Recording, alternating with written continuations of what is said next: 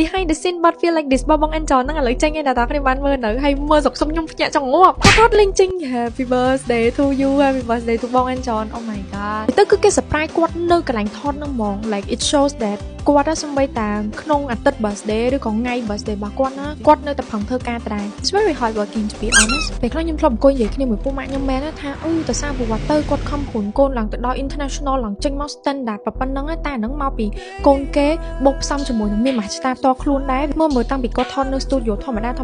ឡូវឡើងថតនៅកណ្ដាលវាលំហខ្សាច់នេះមាន production team ចាំ support ឡើងមកកណោអ្នកនេះហើយខ្ញុំអត់ឆ្ងល់ទេថាហេតុអីបានគាត់ជ្រើសយកកន្លែងហ្នឹងដោយសារតែប័ណ្ណហ្នឹងគឺវាបង្ហាញពីការជួយចាប់អារម្មណ៍ lonely ហើយនឹកគេណាហើយអង្គណាត្រូវមានអារម្មណ៍បែបហ្នឹងដូចនឹកសង្សារចាស់អញ្ចឹងវាលហោលហេវដូចយើងនៅកណ្ដាលវាខ្សាច់ហ្នឹងអញ្ចឹងមិនថាឃើញស្អាតអញ្ចឹងអ្នកខ្លះឡើងច្រឡំថា green screen ហ្នឹងអត់មានទេទៅដល់កន្លែងផ្ទាល់យកមកនិយាយទៅ MV លើកនេះ quality របស់គេមែនតាំងពីតួតាំងពីកន្លែងតាំងពីសាច់ភ្លេងហើយអាចទំនុកច្រៀងនេះទៀត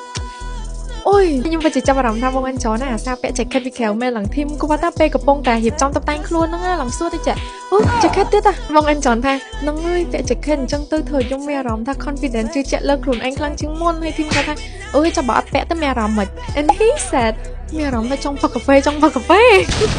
As a Cambodian fan, we cannot wait to see more and more. Maybe comes with